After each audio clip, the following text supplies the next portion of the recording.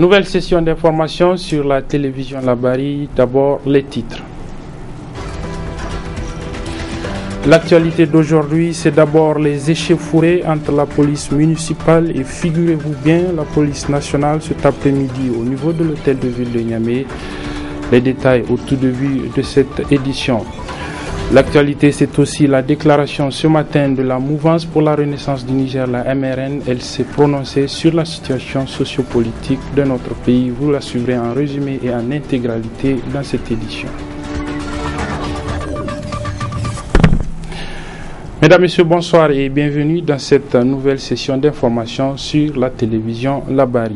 Nous débutons par cette brève. Les femmes accusées de supposition d'enfants dans l'affaire dite des bébés importés vont encore continuer à garder prison. C'est la substance d'une décision rendue ce matin par la Cour d'appel de Niamey après des plaidoiries qui ont eu lieu il y a 2 semaines de cela. La Cour a toutefois ordonné la mise en liberté provisoire d'une des accompagnantes. Il s'agit de Madame Fatouma Barkiri. Les agents de la police municipale et des éléments de la police nationale ont eu cet après-midi au niveau de l'hôtel de ville de Niamey des échauffourées. À l'origine de celle-ci, une grève des agents, membres du syndicat unique des agents de la police municipale. Récit de ces événements avec Ibrahim Tikire et Sadou Doumi. Tout est parti d'un débrayage mené par le syndicat des agents de la police municipale. Selon les informations que nous avons recueillies sur place, la police nationale a aussitôt envahi les locaux de la mairie centrale pour tenter de disperser leurs frères de la police municipale. Usage de gaz lacrymogène et arrestation des manifestants, dont un en pleine interview, c'est la situation qui a prévalu dans l'après-midi à la mairie centrale de Niamey et aux alentours. En attendant le bilan des événements, il y a lieu de déplorer cet affrontement entre les éléments de la police nationale et ceux de la police municipale. Un précédent qui aurait pu être évité si les uns et les autres ont mis en avant le dialogue. Voilà, merci Ibrahim Tikire. Et comme vous le disiez, tout est parti d'une grève du syndicat unique des agents de la police municipale. Nous vous proposons de suivre justement les raisons qui les ont amenés à observer ce mouvement de grève qui a dégénéré en affrontement entre eux et la police nationale. C'est avec un des membres du bureau exécutif national du syndicat, interrogé par notre consoeur de la télévision Bonferré. Le reclassement des agents de la police municipale conformément à la convention collective interprofessionnelle. Le conseil de ville de Niamey a voté une délibération portant règlement intérieur du corps des agents de la police municipale. Et dans cette délibération, le conseil a autorisé le maire à prendre des mesures privatives de liberté contre les agents de la police municipale. Somme dit que si le conseil se donne le droit d'autoriser le maire à porter atteinte à notre liberté d'aller et venir, le même conseil ne peut pas revenir dire que lui n'est pas compétent pour voter une délibération qui nous autorise à avoir un certain nombre d'avantages. Et les grades que nous leur avons demandé, dans le règlement intérieur même, ils ont prévu une punition pour les agents au moins qui portent ces grades-là. Parce que c'est déjà prévu, mais pourquoi au moins on ne va pas matérialiser ça et nous faire bénéficier de cela? Donc nous avons que franchement, en ce point-là, il faut qu'on convoque une session extraordinaire du conseil de ville de Niamey pour revenir sur la question et nous satisfaire. Nous avons demandé aussi l'achat des véhicules neufs. Déjà c'est prévu dans le budget de la ville de Niamey et nous constatons que jusqu'à présent ces véhicules-là n'ont pas l'intention de les acheter. Parce que vous voyez, nous avons un parc automobile très vieillissant que nous n'arrivons même pas à opérer. Alors que la ville de Niamey peut acheter ces véhicules-là et nous permettre de faire notre travail comme ça se doit. Nous avons demandé la construction d'un poste de police à l'arrondissement communal Niamey 5. Nous avons aussi demandé la dotation en armes sur certains postes parce que si vous vous souvenez, il y a des postes sur lesquels nous sommes en train d'exercer les services de garde et de sécurité les mêmes. Voilà, c'était là donc les explications des membres du bureau exécutif du syndicat unique des agents de la police nationale sur les motifs de la grève qu'ils ont entamée, la grève de 48 heures donc qu'ils ont entamée aujourd'hui et ce donc pour 2 jours. Une grève qui malheureusement a débouché en affrontement entre des éléments de la police municipale et des agents de la police nationale cet après-midi au niveau donc de l'hôtel de ville de Niamey. Nous allons certainement revenir sur ces événements avec beaucoup plus de précision dans nos prochaines éditions. Comme je le disais dans les titres, les partis politiques membres de la mouvance pour la renaissance du Niger, la mouvance présidentielle, ont rendu public ce matin une déclaration sur la situation sociopolitique de notre pays, les attaques terroristes perpétrées récemment à Walam et à Mangaise et les restantes critiques de l'opposition contre le régime en place ont notamment été évoquées dans cette déclaration dont nous vous proposons ici un résumé avec Souleymane Mouni Barma avant de retrouver son intégralité en partie magazine de ce journal. La majorité présidentielle a d'abord mis à profit cette sortie médiatique pour condamner les récentes attaques des terroristes ayant coûté la vie à 9 agents de défense et de sécurité et 2 civils à Walam et Mangaise, avant de se pencher sur les accusations de la RDR portées contre les autorités de la 7e République, notamment sur la question concernant les élections de 2016, un acte qualifié de mauvaise foi des principaux animateurs de l'opposition. C'est dans cette même logique de la mauvaise foi et des calculs mesquins qu'il faut comprendre les attaques à règle formulées contre les institutions de la République, à savoir la justice, la Cour constitutionnelle, le CSC, ainsi que la campagne de dénigrement orchestrée par l'RDR sur le thème de la corruption du régime. À ce sujet, c'est vraiment le voleur qui crie au voleur. Les responsables de l'ARDR se comportent en effet comme s'ils sont inconnus des Nigériens, eux qui les ont pourtant dirigés plusieurs décennies durant et qu'ils peuvent aujourd'hui se prévaloir de la moindre réalisation comme étant la preuve physique de leur passage à la tête de l'État. Nous comprenons également la haine et le désarroi des hommes qui, en plusieurs décennies, n'ont rien fait et auront en 2016 à se mesurer à un homme ayant son actif à moins de 4 ans de réalisation. Les divergences au sein des partis politiques de l'opposition ont également été évoquées par la majorité présidentielle qui estime que c'est l'injustice des dirigeants de la RDR dans la gouvernance de leurs partis politiques respectifs qui est à l'origine de la situation qu'ils traversent. En vérité, la RDR est en panne de stratégie et fait feu de tout bois. Elle se comporte vis-à-vis du pouvoir comme s'il était issu d'un putsch et non d'élections libres et transparentes qu'elle avait à son temps salué. Son langage, comme ses méthodes de combat, fondées sur le mensonge excessif et la caricature, sont la manifestation de son impasse morale et politique.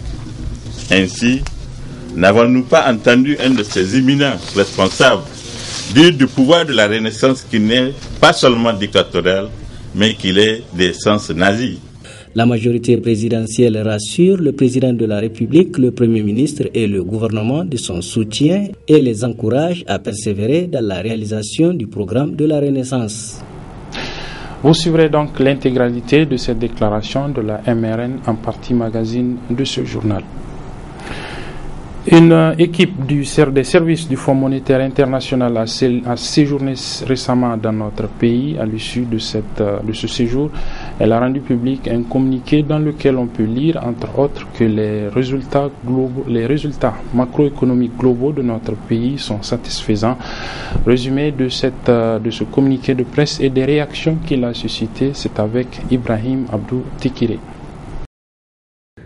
Selon les conclusions d'une équipe des services du Fonds monétaire international FMI dirigée par Cheikh Anta Gueye qui a séjourné à Niamey du 21 octobre au 3 novembre 2014, les résultats macroéconomiques globaux du Niger sont satisfaisants dans l'ensemble. Dans la déclaration, le chef de la mission du FMI a précisé que la croissance économique de notre pays a ralenti pour s'établir à 4,1% en 2013, principalement à cause des conditions climatiques qui ont pesé sur la production agricole et de la situation sécuritaire régionale, et ce, en dépit d'une augmentation considérable de la production pétrolière.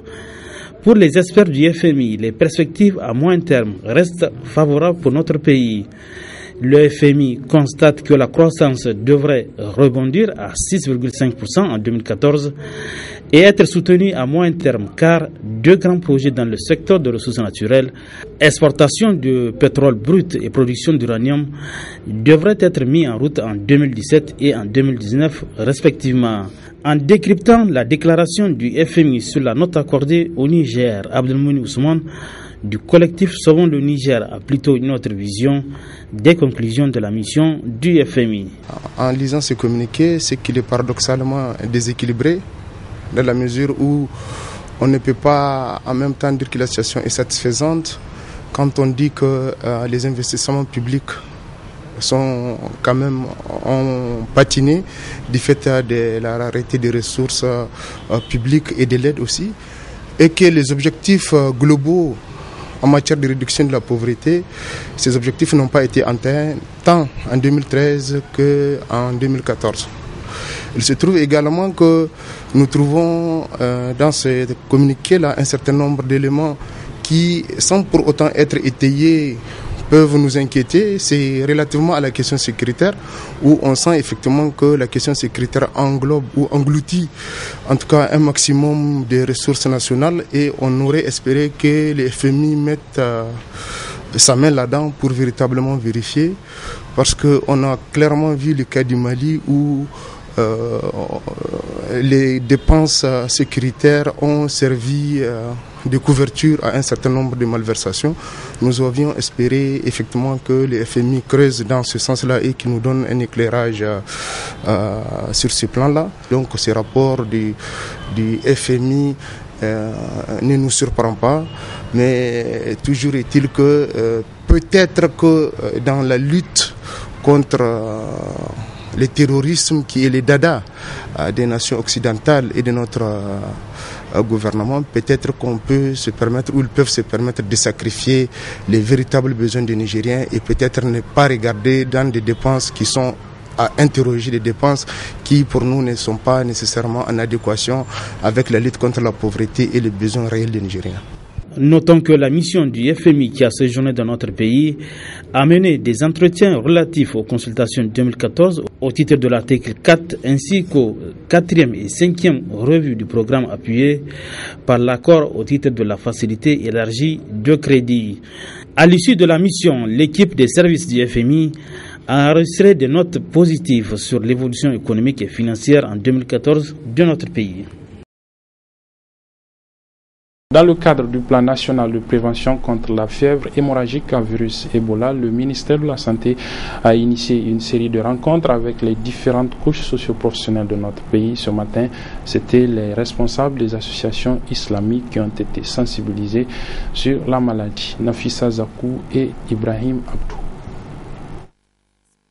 Première d'une série qui concernera les représentants de plusieurs couches socio-professionnelles, la rencontre avec les associations religieuses sur la fièvre hémorragique à virus Ebola vise un double objectif.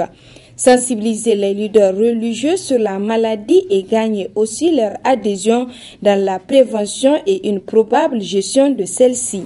La maladie à virus Ebola est une maladie grave, souvent mortelle, dont les germes se trouvent chez les animaux de brousse, notamment les chauves-souris, les singes, les porcs-épics, l'antilope, certains antilopes. L'homme se contamine en touchant les animaux de brousse, malades ou morts, ou leur viande. La maladie se transmet de l'homme à l'homme par contact avec les liquides corporels d'un malade, les vomissures, les urines, les selles, la salive, la sueur, les sangs, les larmes, les sécrétions vaginales, les spermes. Voilà un des modes de transmission. Contact avec le corps d'un malade d'Ebola. Contact avec les objets ayant servi au malade. Habits, bouilloire, gobelet, tasse, etc. Contact avec les animaux de brousse malades ou morts. Ebola se manifeste par les signes suivants: la fièvre, la fatigue générale, vomissement, diarrhée, maux de tête, maux de ventre, sang dans les selles, parfois saignement de bouche, des yeux, du nez et des oreilles. Dans le cadre de son plan de lutte contre la maladie, plusieurs mesures préventives ont été prises par le ministre de la Santé. Certaines ont été déjà présentées aux leaders religieux. Nous avons élaboré un plan d'urgence. Ce plan d'urgence était de 144 668 750 francs CFA. Le premier plan, je parle du premier. En matière de communication, nous avons organisé des points de presse, nous avons vulgarisé l'aide-mémoire sur la connaissance de la maladie à virus Ebola, nous avons briefé la commission sociale de l'Assemblée nationale, nous avons organisé la formation des formateurs régionaux en communication sur la maladie, nous avons organisé une journée de sensibilisation des médias publics et privés. La création d'un comité interministériel de lutte contre la maladie à virus Ebola. La création d'un comité technique de lutte contre la maladie à virus Ebola. La création de 4 sous-comités opérationnels. L'achat et le déploiement de 123 détecteurs thermiques laser au niveau des postes d'entrée. L'installation du site d'isolement et de prise en charge des lazarettes. La lutte contre la maladie Ebola nécessite l'implication de tous. Après les leaders religieux, d'autres acteurs suivront pour être formés et sensibilisés. La région de Niamey s'est dotée d'un plan d'action de prévention des inondations. Le document est depuis ce matin objet d'examen pour validation au niveau du gouvernorat de Niamey. Sadou Doumi et Assoumana China pour le compte-rendu. Par cette rencontre, les chefs traditionnels et techniciens de la région de Niamey entendent adopter un document qui se veut une stratégie pour prévenir la survenance du phénomène des inondations dans la région. La recherche d'un nouvel équilibre entre la dynamique des écoulements des eaux et celle de la sauvegarde des populations constitue un enjeu important sur lequel nous devons concentrer nos efforts pour le bien-être de nos populations laborieuses. Le présent atelier, au-delà de la gestion conjoncturelle des inondations, se place comme le jalon de la recherche de cet équilibre, d'autant plus que le document qu'il soumet à votre appréciation propose une stratégie d'éradication des causes profondes de ce fléau qui endeuille des milliers de citoyens. À travers cet atelier, vous êtes conviés à valider le plan d'action de prévention des inondations de la région de Niamey en vue de trouver une adhésion totale de tous les acteurs de développement autour de ce plan et leur positionnement au niveau des activités qui y sont inscrites. Au regard de la qualité des participants, je ne doute point de l'atteinte de ces résultats escomptés. Aussi, je vous réitère tous les encouragements des plus hautes autorités du pays dans votre recherche de solutions appropriées au problème crucial des inondations, étant attendu que si rien n'est fait dans ce sens, peut annihiler la réussite de notre combat noble pour la capitale qui est l'atteinte des résultats du programme Niamey-Niala. Le programme des Nations Unies pour le développement, partenaire technique et financier dans cette démarche, a réaffirmé son engagement d'accompagner les autorités. Je salue l'engagement du gouvernorat dans le sens de la prévention, puisque rester toujours dans la gestion des urgences n'est pas soutenable pour aucune économie.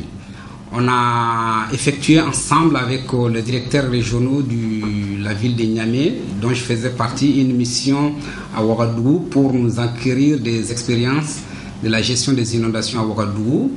Et on avait convenu de faire effectivement cet atelier. Je tiens encore à remercier toute l'équipe, l'engagement de toute l'équipe par rapport aux échanges d'expériences qu'on a eu à Ouagadougou. Je ne doute pas de la qualité du travail qui a été élaboré.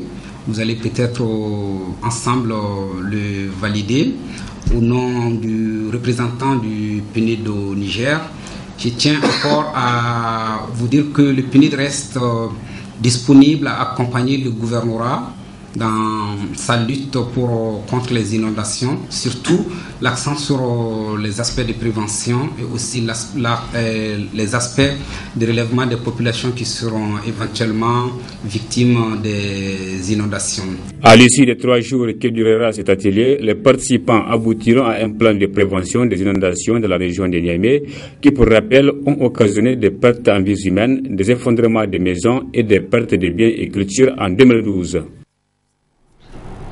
La Fondation Orange Niger continue ses actions sociales en faveur de l'école nigérienne. Ce matin, elle a offert un important lot de manuels éducatifs et d'équipements à l'école franco-arabe des enfants orphelins de l'ONG Aliyatama. La valeur du don est de environ 3 300 000 francs CFA. Le compte rendu avec nos reporters Chebou Guisso et Michel Deji. Élèves de l'école CSP Aliyatama, remercions beaucoup la Fondation Orange Niger. Nous sommes très contents de ce geste. qu'Allah le Tout-Puissant vous bénisse.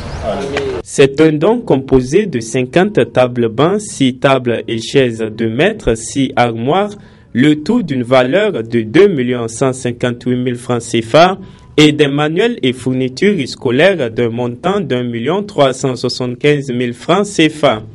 Un geste de solidarité qui vient en appui à cette école dans le but d'améliorer l'encadrement pédagogique de ses élèves orphelins et de faciliter ainsi leur apprentissage. Permettez-moi à cet effet d'exprimer notre profonde gratitude et mes sincères remerciements à la Fondation Orange Niger, cela au nom des pensionnaires, des encadreurs, des membres du comité directeur et du personnel d'appui de l'orphelinat Aliatama, pour cet appui inestimable qui va ainsi renforcer de manière positive les conditions de travail des orphelins et des encadreurs de notre complexe scolaire. Occasion pour le secrétaire général de la Fondation Orange de rappeler le cadre dans lequel s'inscrivent ces appuis multiformes de Orange Niger qui couvrent toutes les régions du pays.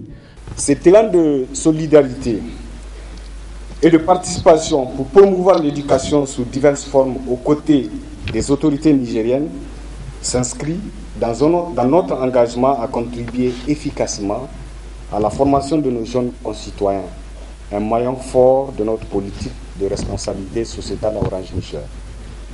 Après avoir équipé plusieurs écoles de salles informatiques à Niamey, le lycée d'excellence, le centre de formation de Kalmaharo, le lycée Kassei, à Maradi, le lycée d'Ambaskoré et dans la région de Difa, avec le lycée de Ménosoroa.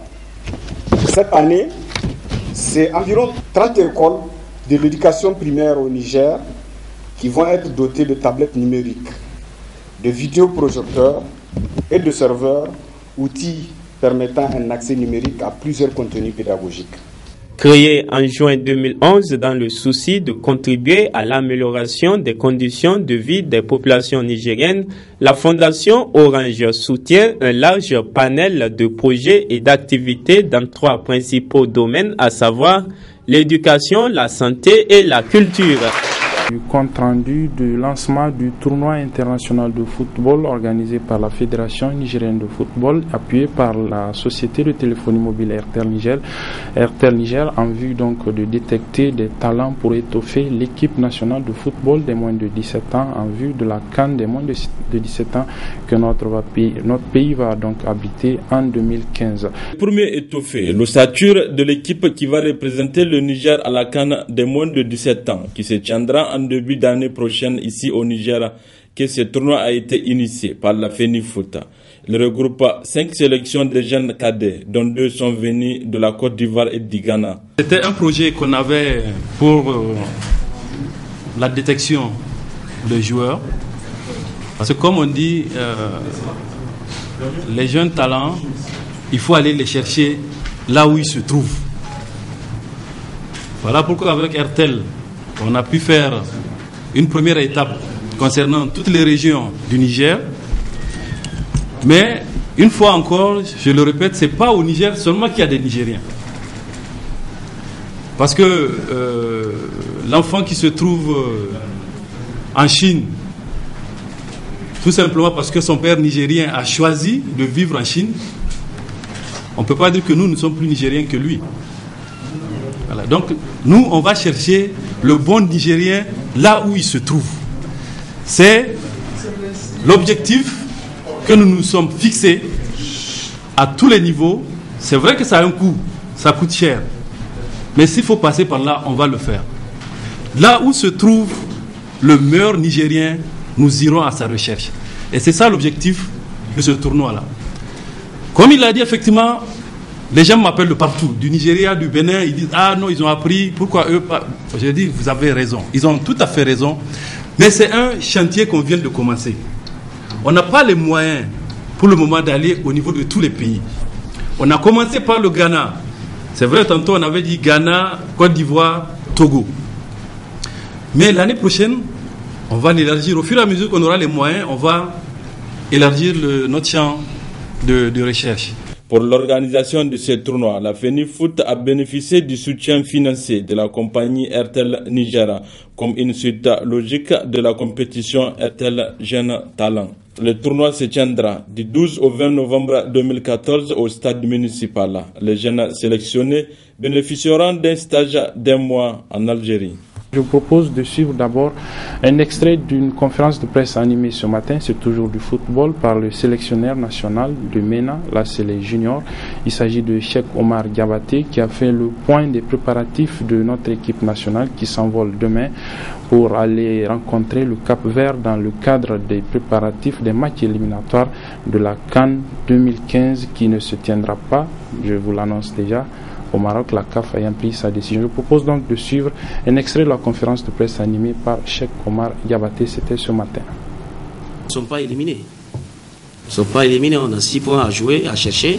Moi je pense que si on arrive à avoir les 6 points, on peut se replacer. Et si le hasard fait que ceux qui sont devant nous aussi fassent des faux pas, ça peut toutefois nous aider à se qualifier.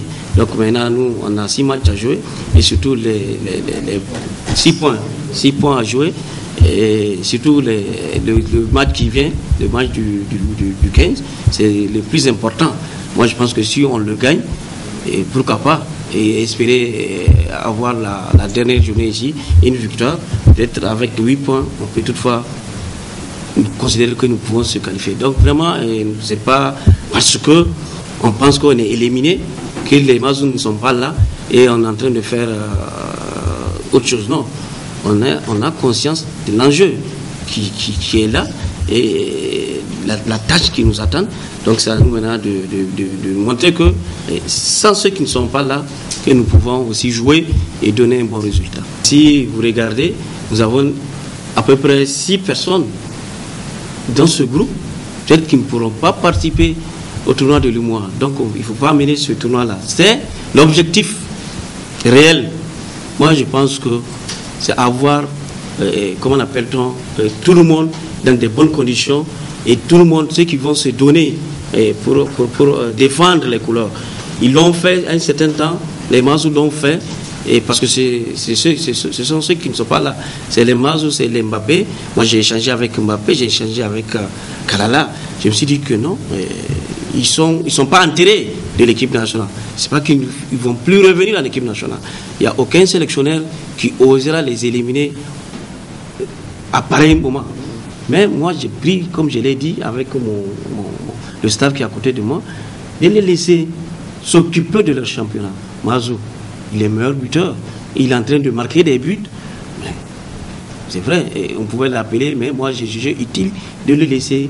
Et il est sur une pente ascendante, il faut le laisser continuer. C'est pour que il va venir retourner, ça va peut-être le bouleverser. Et moi je pense que ceux qui sont avec nous, les jeunes joueurs qui sont avec nous, il faut leur donner leur chance. Mazou est parti de l'UMOA, il est arrivé là où il est. Et ce que nous avons aussi comme joueurs, comme talent, tout le monde connaît Mokhtar Yakouba, tout le monde connaît Ibrahim Parizo, tout le monde connaît Issouf Inissa. Dans notre championnat, c'est les meilleurs attaquants qu'on a. À quel moment nous allons les mettre face à ces grandes équipes africaines? Cheikh Omar Diabaté, le sélectionneur national, ce matin au cours d'un point de presse qu'il a animé pour faire le point sur les préparatifs du match que l'équipe nationale, le MENA, va donc disputer le 15 novembre prochain au Cap-Vert dans le cadre de l'avant-dernière journée des éliminatoires de la CAN 2015 qui, comme je le disais à l'instant, ne se tiendra plus au Maroc. On attend de voir la décision prise par la CAF pour savoir dans quel pays finalement cette CAN va se dérouler. Très bonne réception et surtout toutes nos excuses au passage pour les différents désagréments constatés dans le déroulement de cette édition.